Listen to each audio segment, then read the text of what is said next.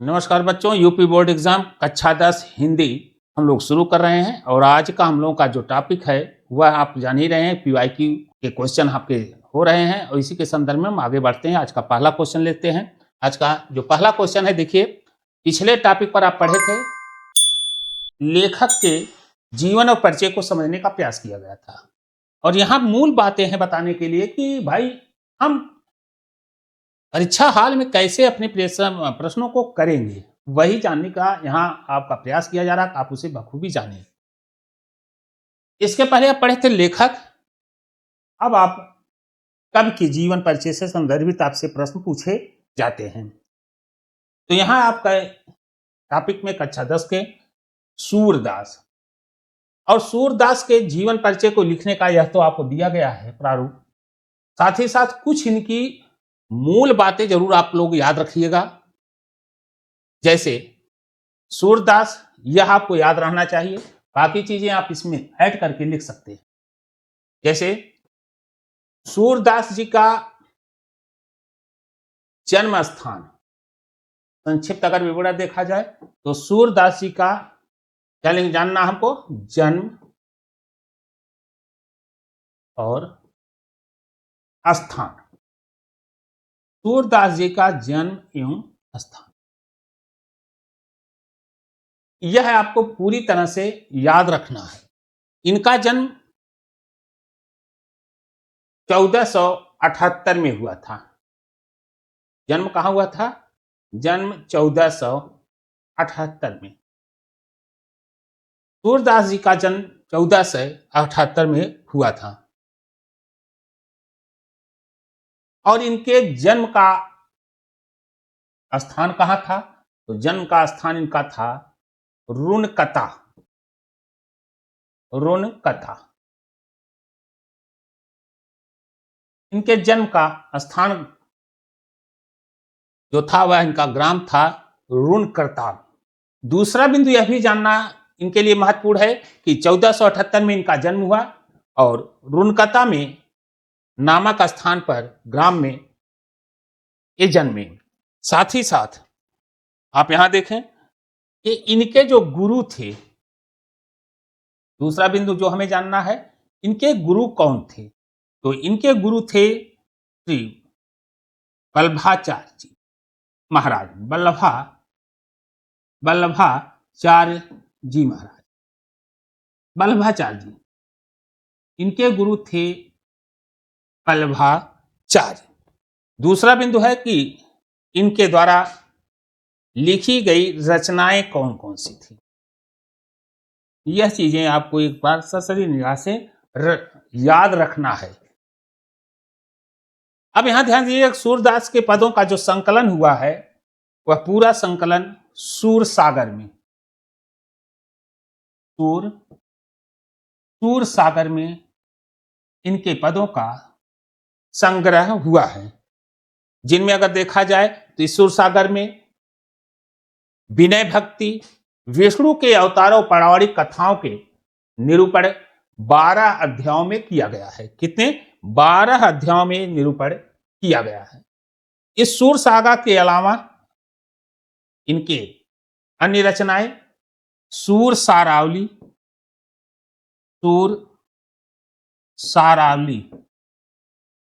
इनकी अन्य रचनाओं में सूर सारावली, साहित्य लहरी,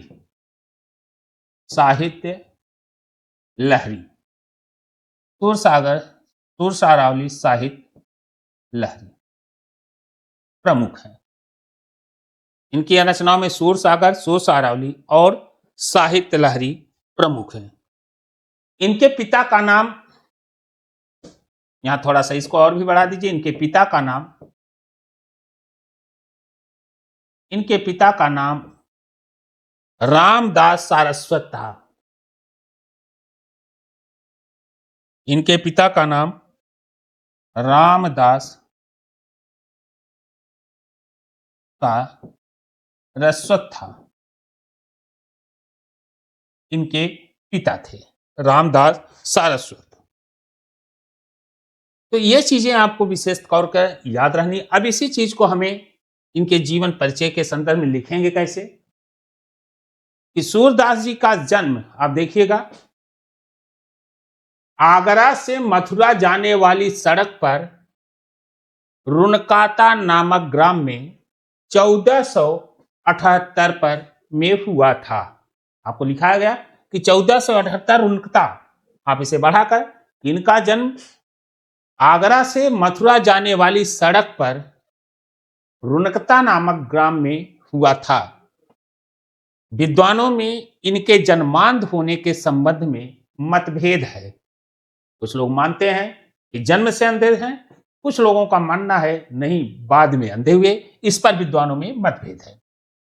कुछ लोगों का विचार है कि सूर्य के काव्य में जैसा सजीव एवं स्वाभाविक चित्रण मिलता है, वैसा किसी जन्मांध से कभी भी कदापि संभव नहीं हो सकता। यहां आपको क्या कह रहा है भाई, सूरदास जी के संदर्भ में कह रहे हैं विद्वान जो मानते हैं कि जन्मांध नहीं थे, उन लोगों का दृष्टिकोण है कि अगर ये जन्मांध होते तो जैसा इन्होंने श्री कृष्ण का चित्रण किया है काव्य में, वह कदापि कर ही नहीं सकती। बिना देखे वैसा चित्रण हो ही नहीं सकता। किलकत कान घुटुरुवन यावत, किलकत कान घुटुरुवन यावत, कनक मणिमय कनक नंद के यागन, मणिमय कनक नंद के यागन। इस ढंग का जो चित्रण किया गया है सूरदास की पंक्तियों में, यह बिना देखे हुए नहीं किया जा सकता। तो कदापि विद्वानों का जो मत है कि अंधे नहीं थे। कनक मणिमय कनक नंद के आंगन, बिंब पकड़िबो धावत। यह कोई व्यक्ति तभी लिख सकता है जब वह दृष्टि युक्त होगा, दृष्टिविहीन व्यक्ति नहीं लिख सकता। इस पर विद्वानों का मत है। अब इस पर जनश्रुत के आधार पर वे इन्हें बाद में अंधा हुआ मानते हैं। कहते हैं जो मानते हैं कि जन्म से अंधे नहीं थे, उनके अनुसार माना जाता है कि बाद में ये अंधे हुए होंगे। सूरदास सारस्वत ब्राह्मण परिवार में पैदा हुए थे। इस परिवार में थे, सारस्वत पैदा हुए थे। 18 वर्ष तक निकटवर्ती ग्राम में रहकर संगीत का अध्ययन किए। सत्संग के प्रभाव से उन्हें धर्म शास्त्रों का ज्ञान हो गया। बचपन से ही विरक्त हो गए, गौ घाट पर रहने लगे थे। वल्लभाचार्य को इन्होंने एक स्व रचित पद सुनाया। इनके जीवन का महत्व बदलाव मेरे बच्चों क्या था कि वल्लभाचार्य जो इनके क्या थे, गुरु थे। वल्लभाचार्य जी को इन्होंने एक अपना स्वरचित पद सुनाया, जिस पर प्रसन्न होकर उन्होंने इनसे कृष्ण लीला का छंदबंध करने का सुझाव दिया। ये वल्लभाचार्य के शिष्य बन गए और वहीं गोवर्धन पर्वत पर बने श्रीनाथ जी के मंदिर में कीर्तन करने के लिए रख लिए गए। सूरदास जी अष्टछाप के सर्वश्रेष्ठ कवि हैं।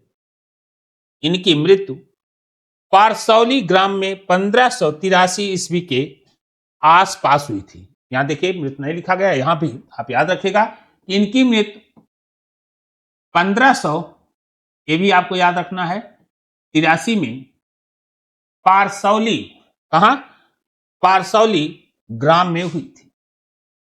पारसौली ग्राम में हुई थी। सूरदास के पदों का संकलन कहां मिलता है? सूर सागर में, जिसमें विनय भक्ति, विष्णु के अवतारों एवं पौराणिक कथाओं का निरूपण 12 अध्यायों में हुआ है। इसके अतिरिक्त इनकी अन्य रचनाएं सूर सारावली, साहित्य लहरी, 2 और रचनाएं सूर सागर, सूर सारावली और साहित्य रहली इनकी प्रमुख रचनाएं मानी जाती हैं। तो यह रहा है आपका सूरदास के संदर्भ में। अगला प्रश्न देखते हैं। अगले कवि आपके हैं तुलसीदास। अब तुलसीदास जी के संदर्भ में हमें क्या महत्वपूर्ण चीजें याद रखनी है, इस पर हम चर्चा करते हैं। यह चीजें आपको अवश्य याद होनी चाहिए। पहला देखिए, किसी भी कवि के जीवन परिचय में उसके जन्म से ही शुरू किया जाता है। तो इनका जन्म कहां हुआ था, आप यहां देखिए। तुलसीदास जी का जन्म जन्म, यह आपको याद रखना है।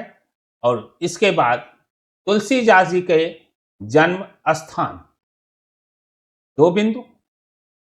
तीसरा बिंदु हमें जो याद रखना है वह इनकी मृत्यु कहां हुई। जन्म स्थान और इनकी मृत्यु, यह 3 पॉइंट हमें निश्चित तौर से याद होनी चाहिए। तो जन्म कहां हुआ था, इनका जन्म कब हुआ, तो कब में आप याद रखिएगा कि 1532 में इनका जन्म हुआ। जन्म होने का स्थान इनका जो रहा वह चित्रकूट जिले के राजापुर नामक ग्राम में। चित्रकूट जिले के कहां स्थान इनका है, चित्रकूट जिले के राजापुर ग्राम में। चित्रकूट जिले के राजापुर ग्राम में इनका जन्म हुआ। यहां एक विवाद है। विवाद का विषय यह है कि कुछ लोग इनके जन्म स्थान को एटा जिले के सोरो नामक ग्राम को मानते हैं। कुछ लोगों का मानना है कि तुलसीदास जी का जो जन्म है वह एटा जिले के सोरो नामक स्थान को मानते हैं और एक सरयू पारीण ब्राह्मण थे। दूसरा बिंदु जो हमें याद रखना है वह यह है, इनके पिता का नाम, इनके पिता का नाम आत्माराम दुबे। इनके पिता का नाम आत्माराम दुबे था। इनके पिता का नाम क्या था, इनके पिता का जरूर याद रखिएगा, आत्माराम दुबे था। और दूसरा बिंदु भी, इनकी माता का नाम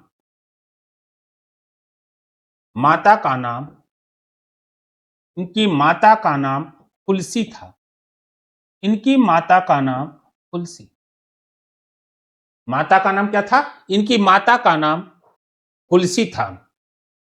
यह चीजें आपको क्लियर हो गई होगी, यह आपको याद रखना है। साथ ही साथ इनके जन्म में के समय ही कुछ ऐसे नक्षत्रों में इनका जन्म हुआ,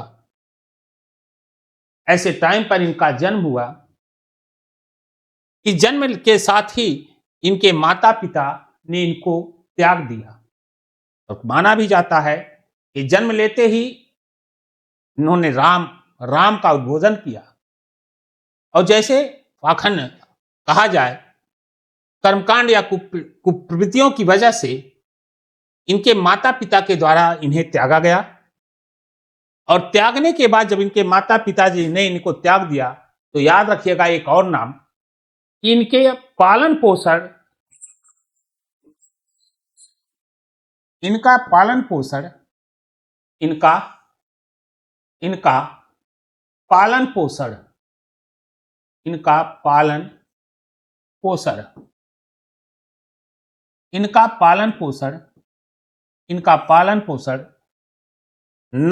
नरहर दास ने किया। इनका पालन पोषण किसके द्वारा हुआ, पालन पोषण नरहर दास ने किया। माता पिता के त्यागने के बाद इनके पालन पोषण का पूरा दायित्व नरहर दास ने किया। इनके विवाह के संदर्भ में माना जाता है कि इनका जो विवाह हुआ दीनबंधु पाठक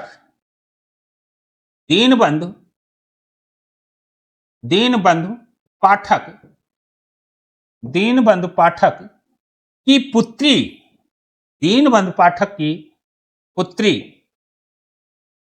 पुत्री रत्नावली से, दीनबंधु पाठक की पुत्री रत्नावली से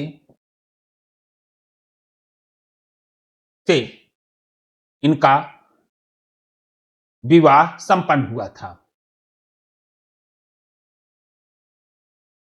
और इनके प्रेम के संदर्भ में माना जाता है, बताया जाता है कि वे पत्नी से के प्रेम से बहुत अनुरक्त थे।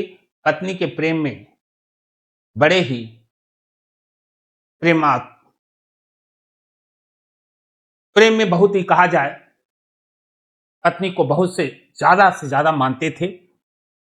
और इनकी मिसाल दी जाती है कि जिस समय तुलसीदास अपने पत्नी से जिस तरह से प्रेम किए, अगर कहा जाए तो आज के युग में उस ढंग से भौतिकवादी दुनिया में ऐसा प्रेम कम ही दिखाई देता है। लेकिन इनके हृदय में भाव था प्रेम का। जब इन्होंने भौतिक दुनिया में रहते हुए प्रेम का व्यवहार पत्नी के साथ देखा गया तो अपने चरम पर था। माना जाता है कि ठंडी के सीजन में कंकाल पर चढ़ करके नदी को पार करते हुए पत्नी से मिलने रात्र में पहुंच गए। लेकिन यही पत्नी जब उस प्रेम पर उनसे विक्षुब्ध होते हैं, दुखी होते हैं, प्रेम के पत्नी के द्वारा दुत्कारा जाता है कि जिस हाड़ मांस के पीछे आप लगे हुए हैं, अगर यह भाव विभोरता ईश्वर के प्रति होती तो पता नहीं आप कहां पहुंचती। पत्नी का यह कहना तुलसीदास का कहा जाए भावनात्मक ठेस लगी कि जिस पत्नी के लिए हमने रात में 12 बजे तैरकर नदी को पार करके आया, वह पत्नी तो कह रही है सत्य भी है। उसे स्वीकार करते हुए प्रेम तो था ही हृदय में, लेकिन यह प्रेम जब वहां से उबा तो अध्यात्म की दुनिया में चला गया। और वह अध्यात्म की दुनिया में रामचरितमानस, वरवय रामायण, गीतांजलि, कवितावली ऐसी पत्रिकाओं का विमोचन कर लिख करके अध्यात्म की दुनिया के सर्वोच्च सत्य के रूप में प्रतिष्ठापित हो गए। कहने का मतलब हृदय में भाव था। तो आपको यहां याद रखना है कि इनका विवाह दीनबंधु पाठक रत्नावली से हुआ था और पत्नी के उपदेश ने ही उनके मन में आप कह सकते हैं कि वैराग का भाव उत्पन्न किया। इनका पूरा जीवन अगर आप देखें तो काशी, अयोध्या और चित्रकूट में ज्यादा व्यतीत हुआ। इनकी मृत्यु काशी के 80 घाट पर 1623 में हुई। यह चीजें आप याद रखिएगा। इनकी मृत्यु, तुलसीदास की मृत्यु काशी के 80 घाट, काशी के 80 घाट में 1623 में हुई। ये चीजें आपको याद रखनी है। अब इसी चीज को आप इसमें रूप में भी लिख सकते हैं, जैसा कि अभी हमने बताया कि तुलसीदास जी का जन्म चित्रकूट के जिले के राजापुर नामक गांव में सन 1532 ईस्वी में हुआ। कुछ लोग इनका जन्म स्थान एटे जिले के सोरो नामक स्थान को मानते हैं। ये सरजी पारीण ब्राह्मण थे। इनके पिता का नाम आत्माराम दुबे और माता का नाम हुलसी था। अभुक्त मूल नक्षत्र में जन्म होने के कारण इनके माता पिता ने इन्हें त्याग दिया था। स्वामी नरहर दास ने इनका पालन पोषण किया। काशी के शेष सनातन नामक विद्वानों ने इन्हें वेदों, पुराणों आदि ग्रंथों का ज्ञान कराया था। इनका विवाह दीनबंधु पाठक की कन्या रत्नावली से हुआ था। ये पत्नी के प्रेम में बहुत ही अनुरक्त रहते थे कि पत्नी के उपदेश से ही इनके मन में वैराग उत्पन्न हुआ। इनका जीवन काशी, अयोध्या और चित्रकूट में अधिक व्यतीत हुआ। इनकी मृत्यु काशी के 80 घाट पर सन 1623 में हुई। अंत में आप लिखते समय ध्यान दीजिएगा, इस प्रकार से हेडिंग करते हुए, रचनाएं गोस्वामी तुलसीदास की निम्नलिखित 13 ग्रंथ इनके प्रमाणिक माने जाते हैं जो लिखे गए हैं। देखिए, रामचरितमानस, विनय पत्रिका, कवितावली, दोहावली, गीतावली, वरवय रामायण, जानकी मंगल, राम लला नहछु, वैराग संदीपनी, कृष्ण गीतावली, पार्वती मंगल, रामाज्ञा, हनुमान बाहु। यह इनकी महत्वपूर्ण रचनाएं हैं। तो आइए अब हम लोग बढ़ते हैं अगले 2025 में जो भी आपकी पीवाई के तहत प्रश्न हैं उसे हम लोग कर रहे हैं। अगला देखा जाए। अगले कवि आपके हैं रसखान। बार बार यह चीजें हम बताने का प्रयास कर रहे हैं कि कुछ चीजें अगर आपको याद स्मरण रहेगा तो आपको कहीं लिखने में प्रॉब्लम नहीं होगा। तो चलिए रसखान के संदर्भ में जाने हमें कि क्या याद रखना है। तो पहला चीज याद रखिएगा, रसखान जी। रसखान जी का असली नाम था इब्राहिम। रसखान जी का असली नाम क्या था? इब्राहिम था। और इब्राहिम पठान सरदार थे। पठान के क्या थे? सरदार थे। इनका जन्म दिल्ली में 1533 में, यह आपको याद रखना है। रसखान जी का जन्म 1533 में। रसखान जी का जन्म कब हुआ? 1933 में हुआ था। और इनके संदर्भ में कहा जाता है इब्राहिम यारस खान ये किसी बनिए की लड़की पर या किसी बनिए की लड़की के सौंदर्य पर अत्यधिक आसक्त हो गए थे। उसके सौंदर्य पर पूरी तरह से कहा जाए आसक्त थे और यह उसके प्रति जो उनका आसक्त था उसके सौंदर्य का, यह सौंदर्य का आसक्त, यह प्रेम आगे चलकर कृष्ण भक्ति में परिणित हो गया। याद रखिएगा कि रस खान मुसलमान होते हुए भी ईश्वर के अवतार पर विश्वास मानकर, जबकि मुसलमान इसको विश्वास नहीं मानते, अवतार को नहीं मानते, लेकिन रस खान मुसलमान होते हुए भी ईश्वर के अवतार पर विश्वास मानकर श्री कृष्ण की ओर उन्मुख हुए। इन्होंने गोसाई विठल नाथ जी से दीक्षा ली थी और इनका देहांत 1628 के आसपास हुआ। तो इनका जन्म याद रखिएगा 1533 में हुआ था और ये पठान सरदार थे। पठान सरदार थे, याद रखिएगा ये कौन थे? पठान सरदार थे। पठान सरदार थे और इनके गुरु गोसाई विठल नाथ, इनके गुरु थे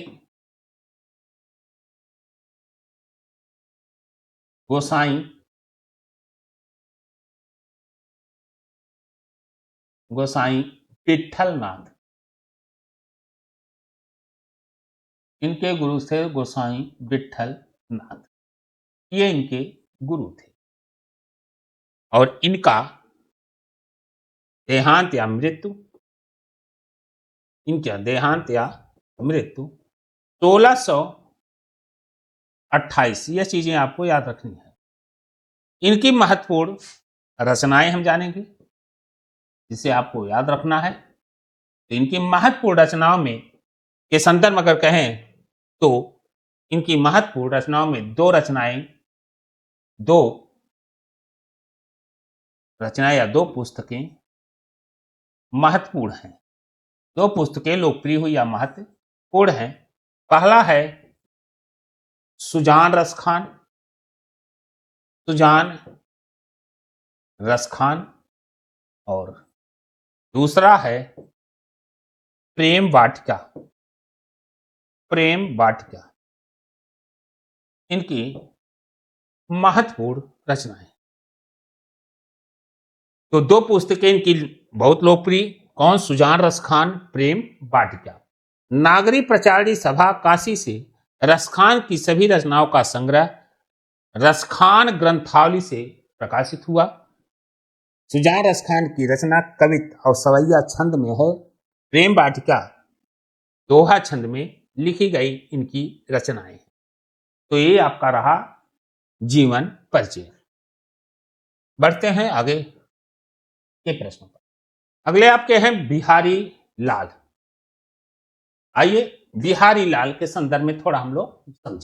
बिहारी लाल एक ऐसे कवि जिनके संदर्भ में कहा जाता है कि इन्होंने अपनी कविता में गागर में सागर भर दिया। इनकी कविताओं को कहा जाता कि गागर में सागर भरने वाले कवि हैं। और ये इनके संदर्भ में आप याद रखिएगा बिहारी लाल रीत काल के एक प्रमुख कवि थे। रीत काल के प्रमुख कवि थे और इनका जन्म अगर देखें तो बिहारी लाल जी का जन्म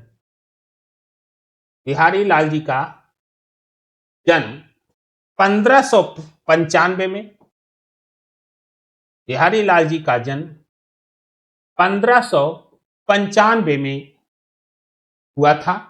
और इनके जन्म का स्थान, इनका जन्म किस सन में कब हुआ तो है 1595 में। जन्म का स्थान ग्वालियर के निकट बसुआ गोविंदपुर नामक गांव में हुआ था। इनके जन्म का जो स्थान का नाम है वह है बसुआ गोविंदपुर, ग्वालियर के निकट बसुआ गोविंदपुर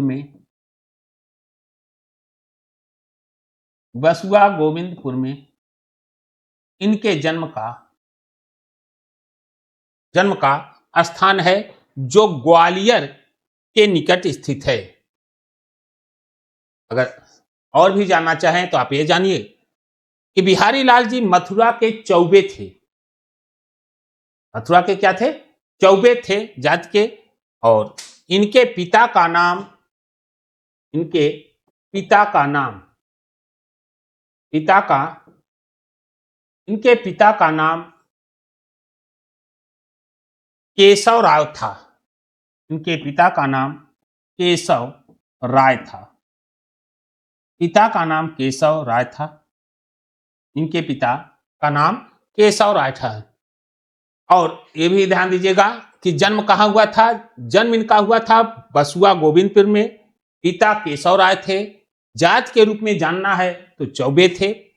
8 वर्ष की आयु में इनके पिता इन्हें अपने साथ ओरछा मतलब बुंदेलखंड ले गए और इनके गुरु आचार्य केशव दास थे। इनके गुरु का नाम अगर आप जरूर याद रखिएगा, इनके गुरु का नाम आचार्य केशव दास था। आचार्य केशव दास था।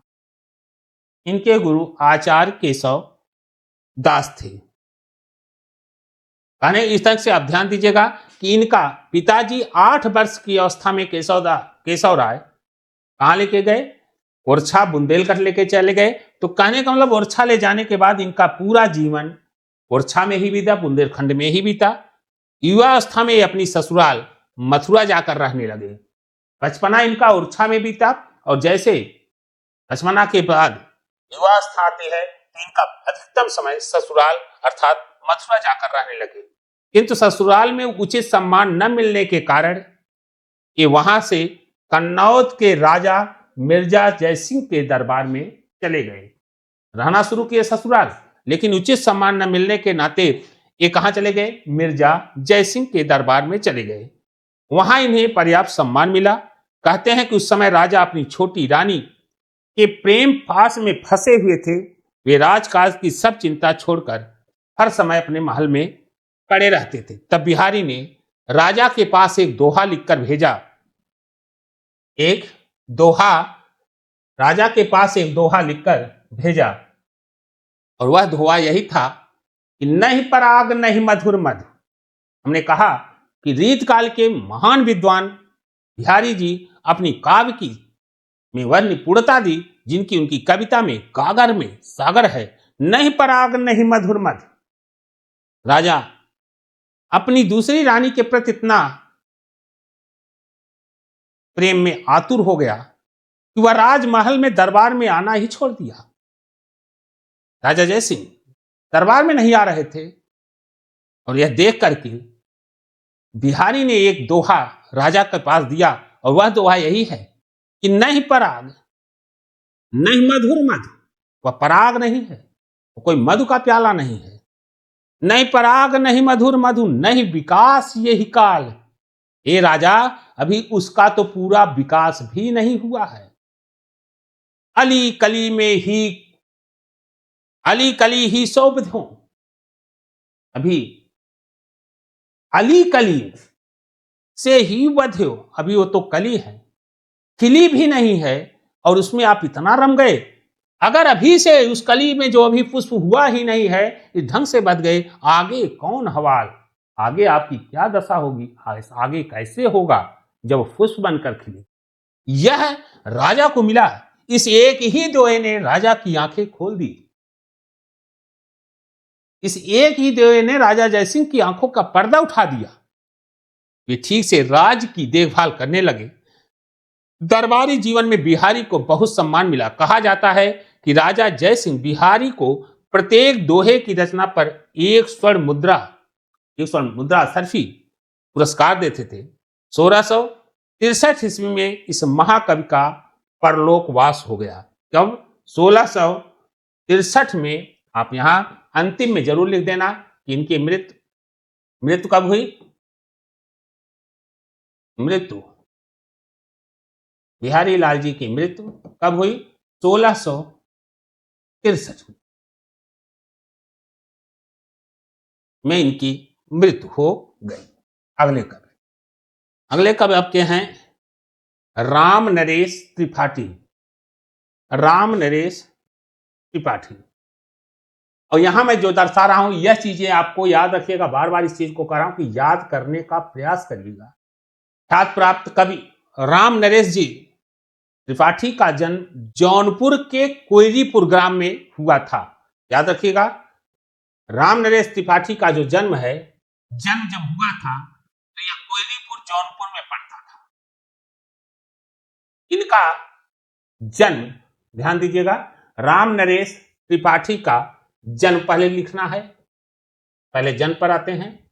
राम नरेश त्रिपाठी जी का जन्म 1881 में, इनका जन्म 1881 में हुआ था।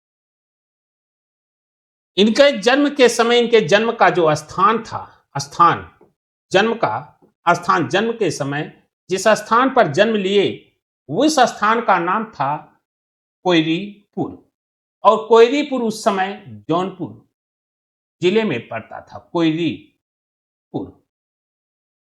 कोयरीपुर जौनपुर जिले में उस समय, जिस समय जन्म हुआ था, यह कोयरीपुर कहां पड़ता था? जिला जौनपुर में।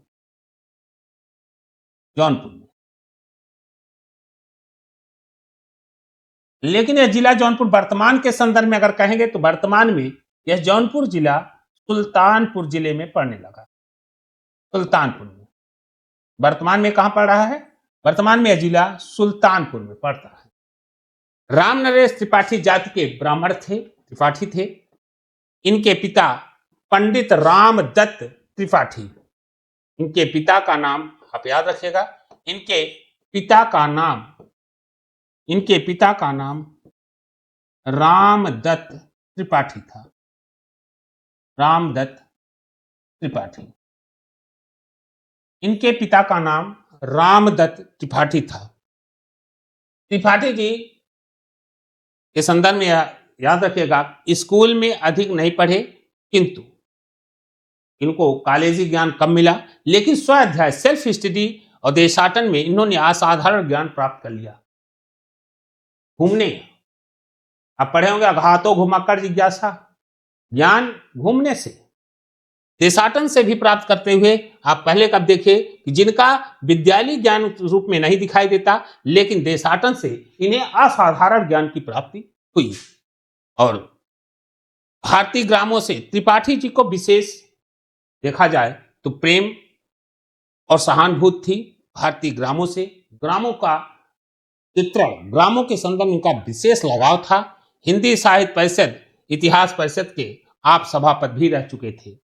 और 1962 में राम नरेश त्रिपाठी जी का देहावसान हुआ।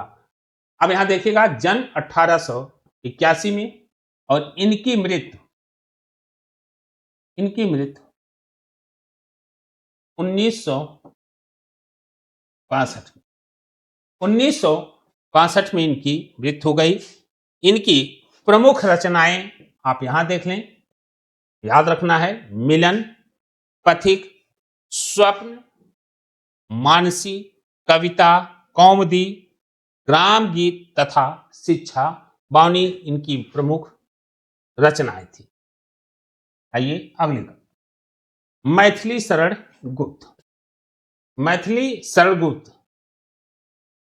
शरण गुप्त जी का जन्म 1886 में, इनका जन्म 1886 में हुआ था। मैथिली शरण गुप्त जी का जन्म 1886 में हुआ था। इनके जन्म का स्थान, इनका जन्म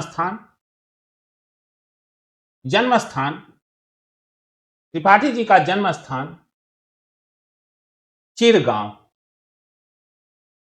इनका जन्म स्थान चिरगांव। त्रिपाठी मैथिली शरण गुप्त का जन्म स्थान चिरगांव, जो झांसी जिले में, जिला कहां? जिला झांसी जिले में पड़ता है, झांसी।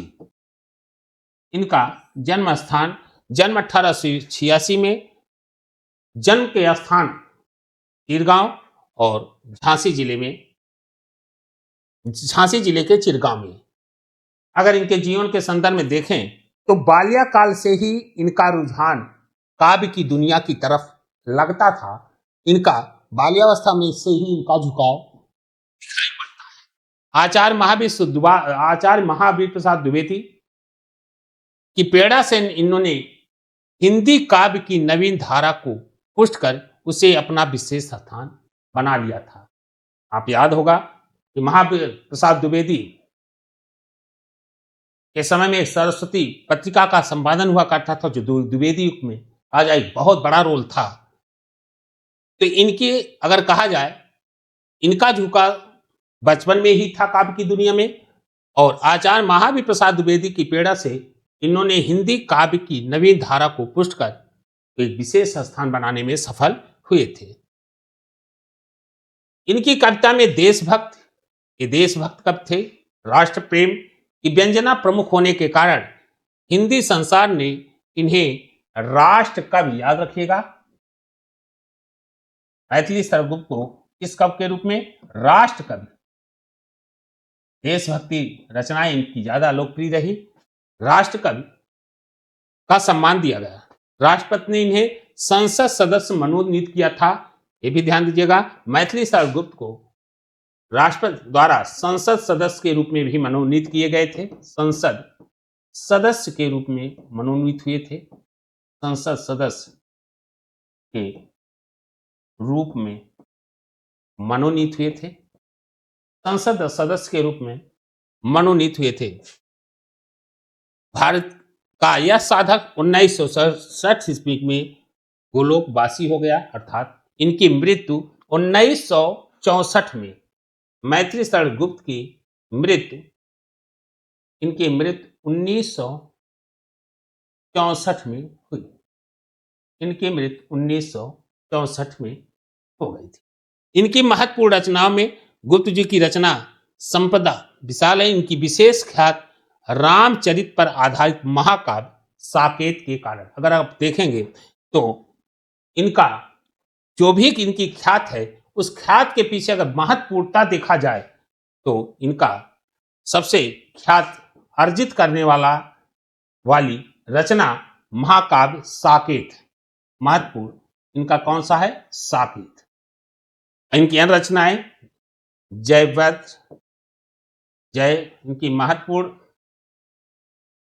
इनकी महत्वपूर्ण रचनाएं जयद्रथ पद,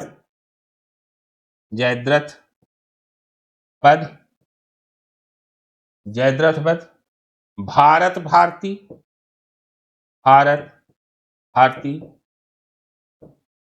पंचवटी,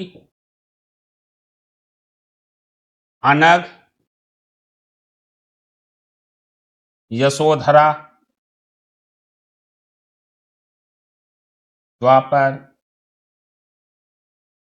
आदि। इसके अलावा भी अन्य इनकी महत्वपूर्ण कवियां हैं, लेकिन इनमें सबसे महत्वपूर्ण चीज यह ध्यान है, यशोधरा जो है एक चंपू काव्य है, जिसे में गुप्त जी ने महात्मा बुद्ध के चरित्र का वर्णन किया।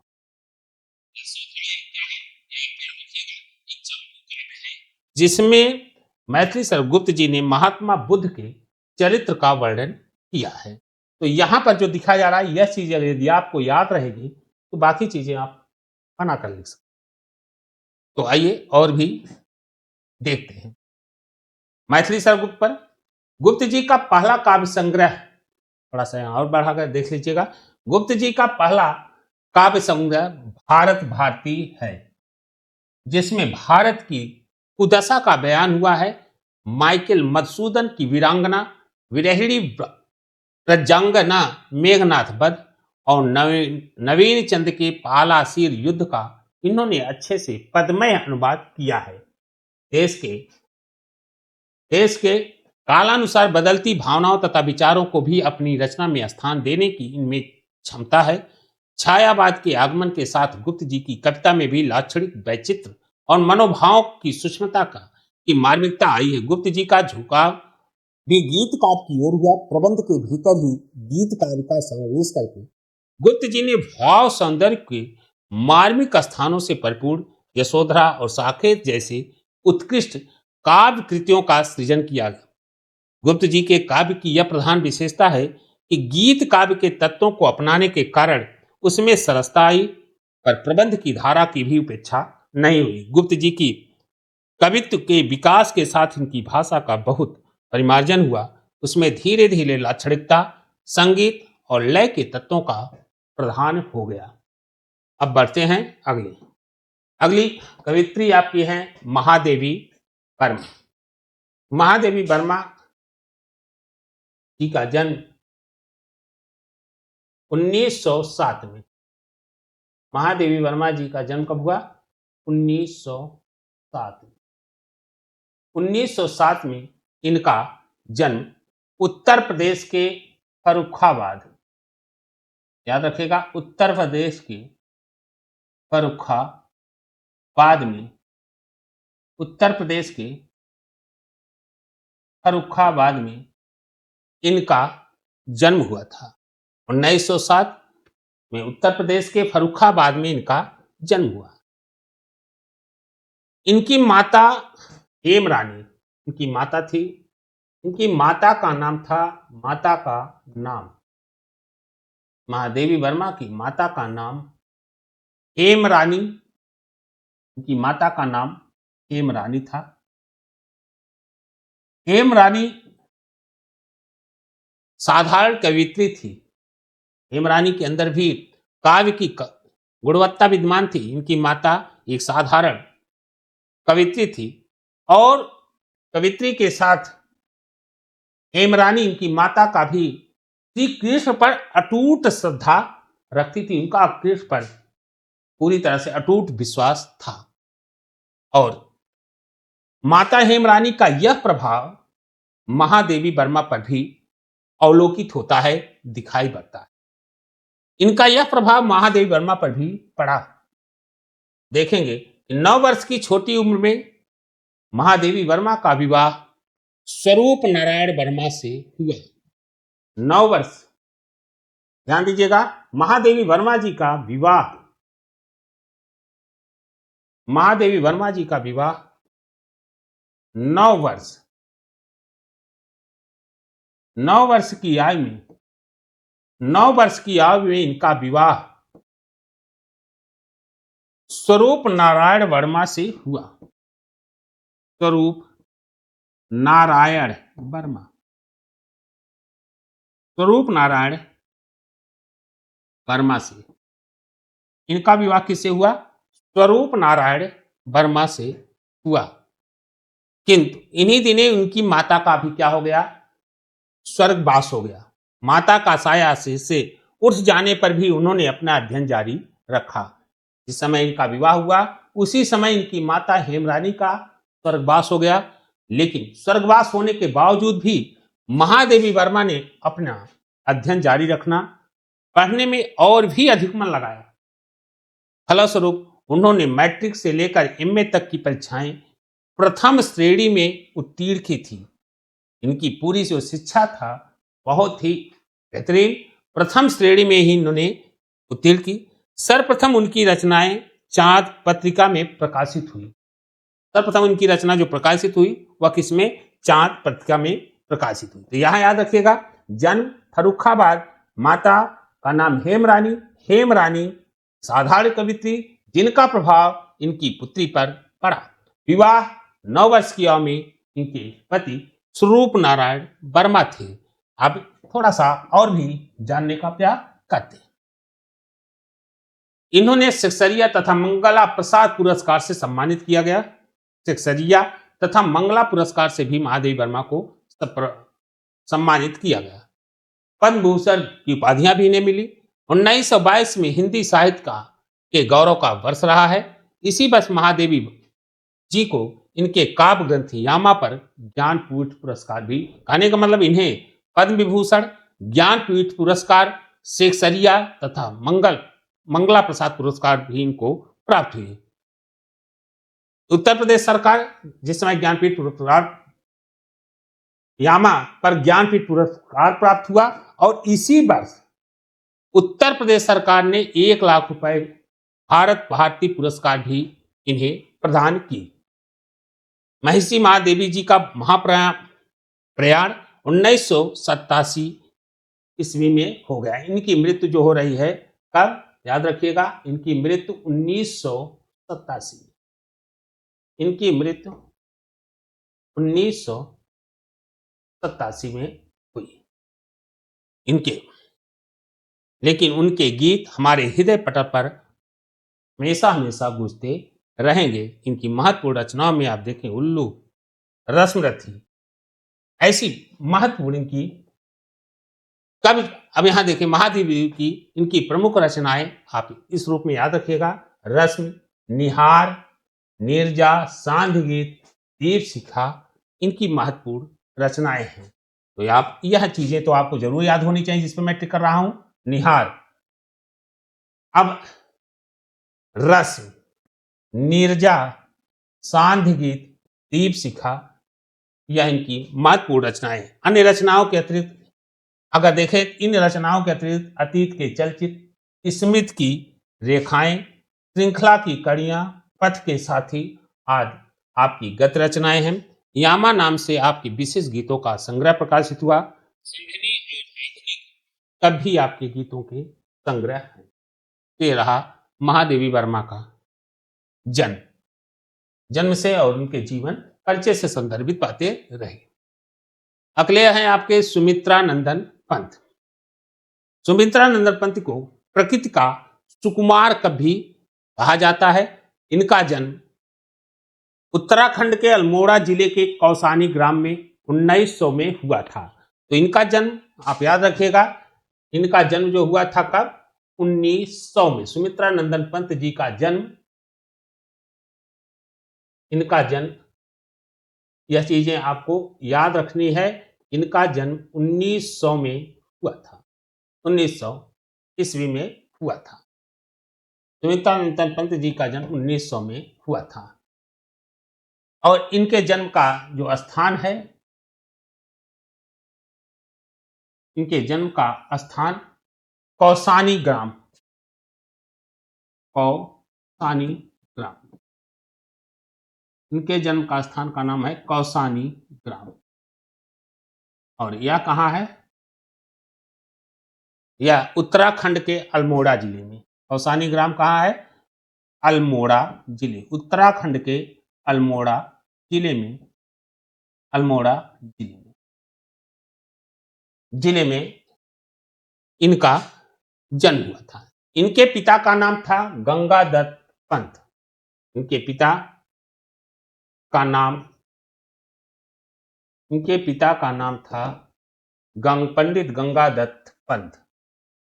पंडित गंगादत्त पंत, पंडित गंगादत्त पंत इनके पिता का नाम था। प्रारंभिक शिक्षा ग्राम में पूरी करने के बाद इन्होंने अल्मोड़ा, काशी, प्रयाग में शिक्षा प्राप्त की।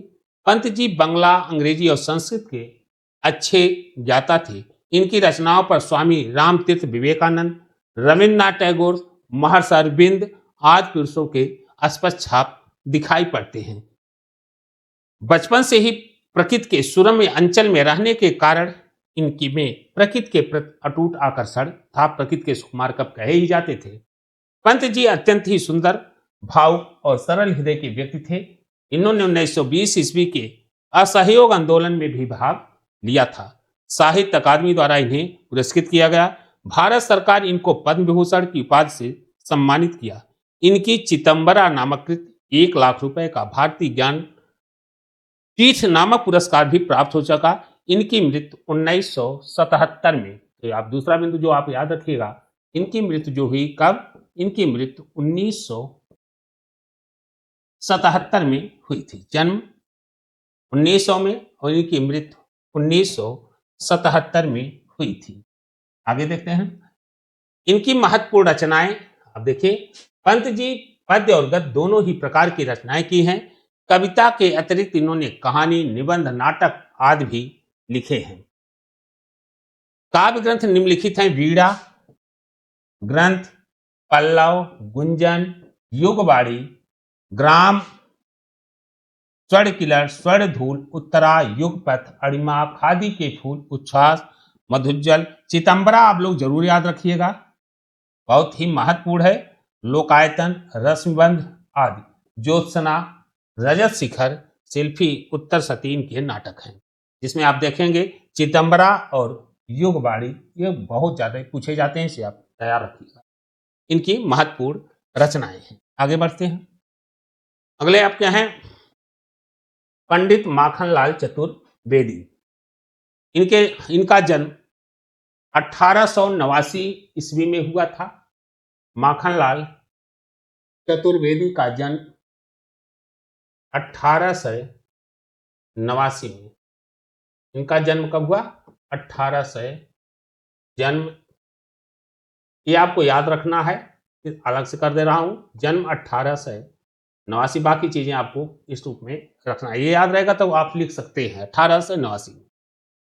इनका जन्म स्थान इनका जो जन्म का स्थान का नाम था वह है बावई नामक ग्राम में। बावई नामक ग्राम में इनका जन्म हुआ, जो मध्य प्रदेश के होशंगाबाद जिले में स्थित है। ये कहाँ है? यह आपका है मध्य प्रदेश के होशंगाबाद जिला, होशंगाबाद जिले में स्थित है। इनके पिता का नाम था नंदलाल चतुर्वेदी। इनके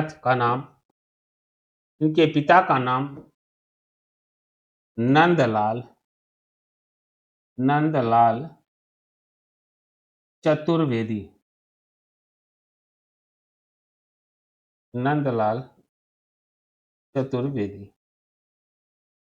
इनके पिता का नाम था नंदलाल चतुर्वेदी। ये विद्या प्रेमी, वैष्णव भक्त और सदाशय व्यक्ति थे। ये वैष्णव भक्त के उपासक थे। नॉर्मल परीक्षा पास करने के बाद माखनलाल जी ने एक अध्यापक के रूप में अपना जीवन प्रारंभ किया। शिक्षा ग्रहण करने के बाद इनके जीवन की शुरुआत एक अध्यापक के रूप में होती है। इसी समय इन्होंने अंग्रेजी, गुजराती, मराठी, बांग्ला का अच्छा ज्ञान भी प्राप्त किया। बचपन में साहित्य के प्रेमी थे। इनकी पहली कविता रसिक चित्त प्रकाशित हुई थी। इसके बाद प्रभा नामक पत्रिका का संपादन किया और प्रताप के संपादक हुए। आप याद रखिएगा, प्रताप इनका काफी महत्वपूर्ण है। फिर खंडवा से प्रकाशित होने वाले पत्र कर्मवीर का प्रकाशन आरंभ किया। इनके द्वारा कौन सा, कहां से प्रकाशित हो रहा? खंडवा से प्रकाशित होने वाला कर्मवीर का प्रकाशन आरंभ किया। इसी पत्र के द्वारा आप जनता के संपर्क में आए और राजनीति में भाग लेने के कारण जेल यात्रा की। आप एक कुशल लेखक और वक्ता थे। कवि के रूप में आप एक भारतीय आत्मा के नाम से प्रसिद्ध थे। 1943 में आप हिंदी साहित्य सम्मेलन के सभापति भी थे। आपका स्वर्गवास 1968 में हुआ। इनकी मृत्यु कब हुई? इनकी मृत्यु 1968 में। ये बेसिक चीजें याद रखिएगा, बाकी चीज आप यहां से पढ़ाइएगा। अब लास्ट में आपको क्या लिखना है? लास्ट में लिखना है इनकी रचनाएं। इनकी महत्वपूर्ण रचनाएं। चतुर्वेदी जी की प्रतिभा बहुमुखी थी। आप एक भावुक कवि, सफल नाटककार, उत्कृष्ट कहानी लेखक, समालोचक एवं वक्ता थे। इनकी कृतियां निम्नलिखित हैं, तो इन कृतियों में आप याद रखिएगा। इनकी महत्वपूर्ण कृतियों के अंतर्गत जैसे काव्य संग्रह के रूप में हिम किरीटनी, हिम तरंगड़ी, माता समर्पण, युग चरण, नाटक में कृष्णार्जुन युद्ध, निबंध संग्रह में साहित्य देवता, अनुवाद शिशुपाल, कहानी संग्रह कला का अनुवाद, पत्र पत्रिकाएं प्रभा, प्रताप, कर्मवीर, यह इनकी महत्वपूर्ण रचनाएं रही। आइए आगे। अगला है आपका सुभद्रा कुमारी चौहान। अगली रचना किसकी है? सुभद्रा कुमारी चौहान। ये सुभद्रा कुमारी चौहान का जन्म 1904 में हुआ था। सुभद्रा कुमारी चौहान का जन्म 1904 में। सुभद्रा कुमारी चौहान का जन्म 1904 में, और इनका जन्म का स्थान था इलाहाबाद के निहालपुर कहाँ है? निहालपुर ग्राम में निहालपुर एक संपन्न परिवार के से संबंधित थे। निहालपुर इलाहाबाद, इलाहाबाद इनके जन्म का स्थान का नाम है निहालपुर इलाहाबाद। एक संपन्न परिवार में इनका जन्म हुआ था और इनकी शिक्षा इलाहाबाद, जो वर्तमान में प्रयागराज के रूप में जाना जाता है, में हुआ। एक क्लास वेस्ट गर्ल्स कॉलेज में हुई। इनका विवाह खंडवा मध्य प्रदेश के डॉक्टर लक्ष्मण सिंह चौहान के साथ हुआ था। लक्ष्मण सिंह चौहान के साथ हुआ था। विवाह के समय इनकी उम्र 15 वर्ष थी। विवाह के बाद गांधी जी के संपर्क में आने के बाद राष्ट्रीय आंदोलन में भाग लेने लगी। राष्ट्रीय कार्यों और स्वतंत्रता प्राप्त के आंदोलन में भाग लेने के कारण ये कई बार जेल गई। सुमित्रा कुमारी चौहान और मध्य प्रदेश विधानसभा की सदस्य भी बनी रही। झांसी की रानी और वीरों का हक ऐसा बसंत कविताएं आज भी युवकों के हृदय में उत्साह भर देती है। स्वतंत्रता संग्राम इनकी इन कविताओं ने युवकों को दीपक पर पतंगा की तरह मस्ताना बना दिया था। 1948 में मोटर दुर्घटना में इनका असामयिक निधन हो गया। किसका? सुमित्रा कुमारी चौहान का निधन 1900 कहा जाए तो 48 में दुर्घटनाग्रस्त हो गई। आज भी इनकी यह कविता, बुंदेले हर बोलों के मुंह हमने सुनी कहानी थी, खूब लड़ी मर्दानी वह तो झांसी वाली रानी थी। तो वीरों का हो बसंत या झांसी की रानी आज भी राष्ट्र प्रेम की कविताएं प्रत्येक नवयुवकों के लिए बहुत ही पसंद कविता के रूप में स्वीकार की जाती है। और यह कविता ही नहीं बल्कि प्रेरणादायक राष्ट्रभक्त का जुनून उत्पन्न करती है। आइए आगे देखते हैं। मूल रूप से यह इनका, आगे आप रचना के संदर्भ में देखेंगे, इनकी प्रमुख रचनाओं को देखा जाएगा। साहित्यिक अध्ययन। यद्यप अपने अल्प जीवन के कारण सुमित्रा कुमारी चौहान अधिक नहीं लिख सकी, फिर भी जो कुछ लिखा वह अद्वितीय है। ये देश प्रेम को काव्यात्मक स्वरूप देने वाली कवित्री के रूप में प्रसिद्ध हैं। इनकी रचनाओं ने देश के युवकों को स्वतंत्रता संग्राम में कूदने के लिए प्रेरित किया। वीरों का कैसा हो बसंत, झांसी की रानी कविताएं ही इन्हें अमर कर देने के लिए पर्याप्त हैं। खोज और पौरुष भर देने वाली उनकी अन्य रचनाएं भी हिंदी साहित्य की अमूल धरोहर है। अपने मात्र राष्ट्रीय भावनाओं पर आधारित काव्य ही नहीं अपित वात्सल्य भाव पर लिखी गई कविताएं भी उसकी खोज की हैं। दाम्पत्य प्रेम तथा प्रणय भावना पर आधारित काव्य का सर्वथा अभाव दिखाई देता है। इनकी कविताओं में उनका नारी सुलभ मातृत्व भाव भी दर्शनीय है। रचनाएं इनकी प्रमुख कृतियां हैं मुकुल और त्रिधारा काव्य संग्रह, उन्मादिनी कहानी संग्रह है। मुकुल काव्य संग्रह पर केसरिया पुरस्कार प्राप्त हुआ। भाषा सरस सरल हिंदी खड़ी बोली है इनकी कविताओं के। आगे अगला है अशोक वाजपेयी। अगले हमारे जो कवि हैं वो हैं अशोक वाजपेयी। अशोक वाजपेयी जी का जन्म 1941 में हुआ था। अशोक वाजपेयी जी का जन्म 1941 में हुआ था। ये मध्य प्रदेश के दुर्गा जिले, वर्तमान में छत्तीसगढ़ में स्थित है। तो इनका जन्म जो हुआ था कहाँ? मध्य प्रदेश के कहाँ? दुर्गा जिले में। जन्म स्थान इनका मध्य प्रदेश के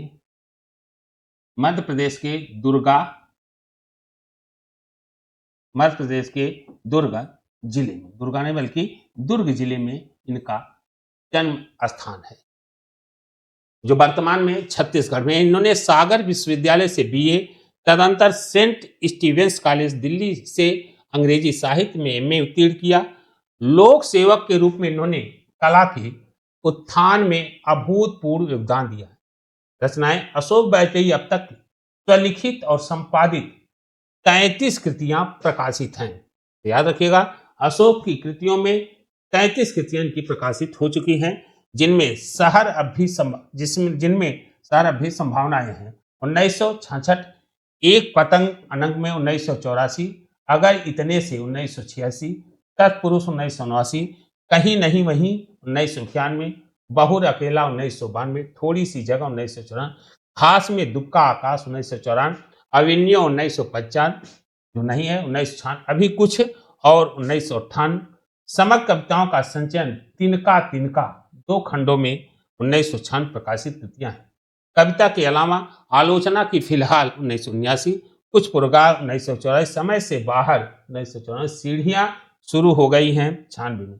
कविता का गल्प कवि कहा गया है 1998 कृतियां, यह इनकी महत्वपूर्ण कृतियों में है। और इसमें आप याद रखिएगा जो ज्यादातर पूछे जाते हैं वह आप मैं यहाँ थोड़ा सा आपको बता देना चाहता हूं।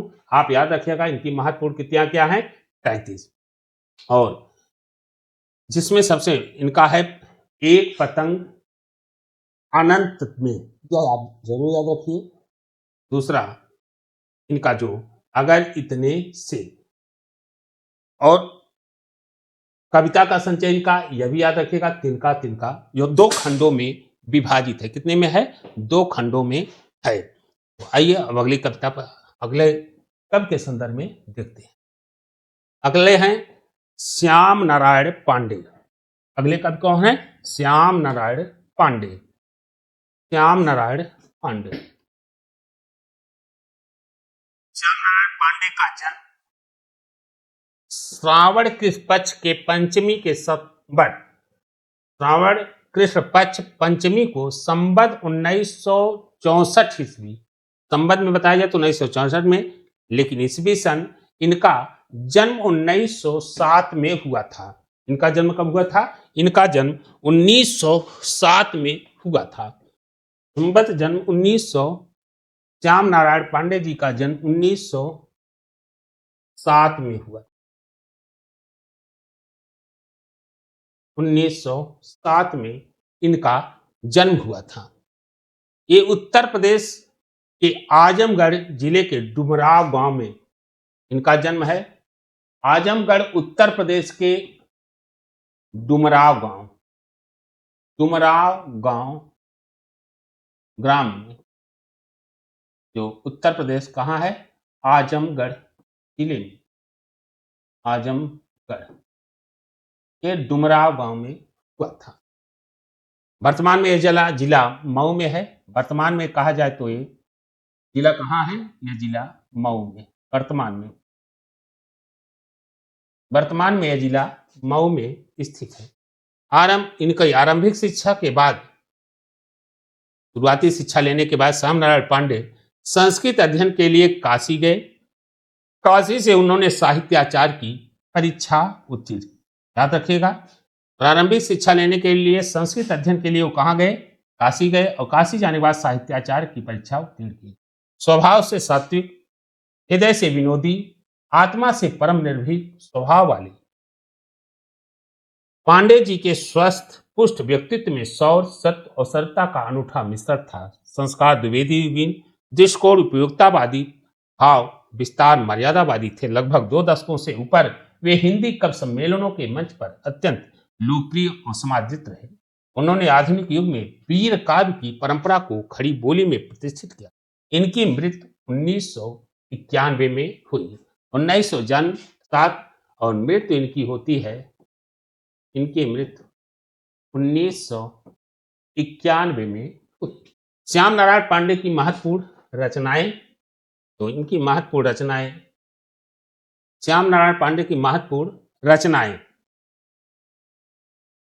इसकी सबसे महत्वपूर्ण रचनाएं जो आपको याद रखिएगा, हल्दी घाटी 1937 से 1940 ईस्वी में लिखी गई, जौहर, तुमुल खंडकाव्य की परिवर्धित संस्करण है। यह पुस्तक प्रेता के 2 वीर नामक खंडकाव्य का ही परिवर्धित संस्करण है। रूपांतर, आरती, जय हनुमान, माधव, रिमझिम प्रारंभिक कृतियां हैं। परशुराम अप्रकाशित काव्य है तथा वीर सुभाष रचनाधीन ग्रंथ है।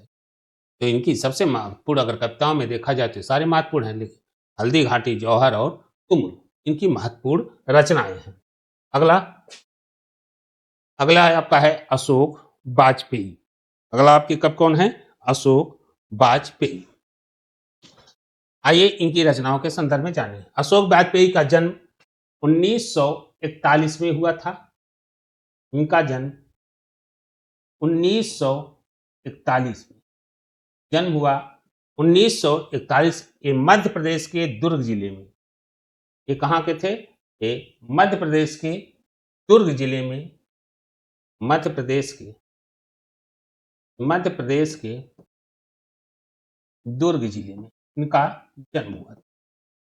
दुर्ग जिले में, मध्य प्रदेश के दुर्ग जिले में इनका जन्म हुआ था, जो वर्तमान में अगर कहा जाए तो ये कहाँ है? छत्तीसगढ़।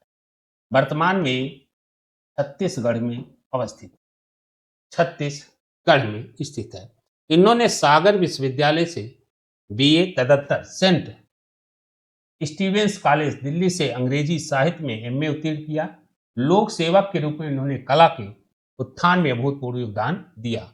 रचनाएं अशोक वाजपेयी की अब तक की स्वलिखित और संपादित 33 कृतियां प्रकाशित हो चुकी हैं, जिनमें शहर अब भी संभावना है 1966, एक पतंग कनक में, अगर इतने से, तत्पुरुष 1989, कहीं नहीं 1951, बहुर अकेला 1900, थोड़ी सी जगह 1900, हास में दुबका आकाश, अवेन्यू 1955, जो नहीं है अभी कुछ और 1958, समग्र प्रियाओं का संचय तिनका तिनका 2 खंडों में 1996 प्रकाशित की थी।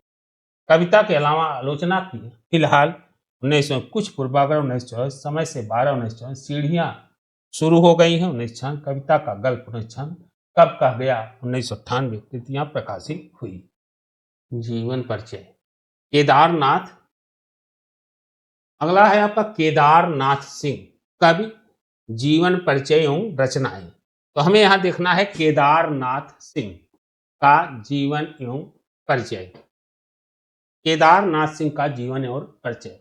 केदारनाथ सिंह हिंदी जगत के आधुनिक कवि के रूप में चर्चित हैं। इनका जन्म 1934 में, आप याद रखिएगा, यह जन्म आपको याद रखना 1934 बलिया के चकिया गांव में हुआ था। इनकी प्रारंभिक शिक्षा गांव के एक विद्यालय में हुई। ये उच्च शिक्षा बनारस में संपन्न हुई। ये अध्ययन काल से ही हिंदी साहित्य में रुचि लेने लगे थे। ये डॉक्टर नामवर सिंह, काशीनाथ सिंह, डॉक्टर त्रिभुवन सिंह, कवि त्रिलोचन, डॉक्टर शिवप्रसाद सिंह, डॉक्टर शंभुनाथ सिंह के संकल्प में निरंतर थे।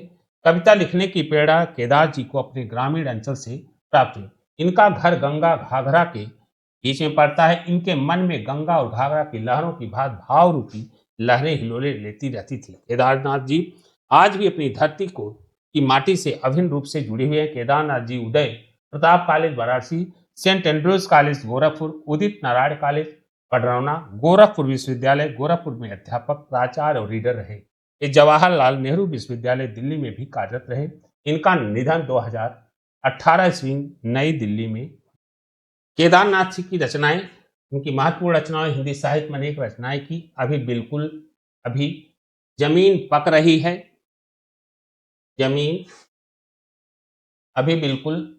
पक रही है, यहां से देखो, अकाल में सारस, उत्तर कबीर और अन्य कविताएं, मेरे समय के शब्द, बाघ तथा कविता दशक, ताना बाना उनकी प्रसिद्ध और चर्चित कृतियां हैं। कल्पना और छायावाद आधुनिक हिंदी कविता में बिंब विधान समीक्षात्मक ग्रंथ हैं केदारनाथ सिंह के। आइए अगला। तो इसी के साथ ही आज की क्लास को यहीं पर समाप्त करते हैं। पुनः अगले क्लास में मुलाकात होगी। आप अगर अभी तक चैनल को लाइक, सब्सक्राइब, शेयर न किए हों तो आप ज़रूर करिए, जिससे यहाँ की कोई भी इन्फॉर्मेशन हो, कोई भी सूचना हो, आप तक पहुँच सके।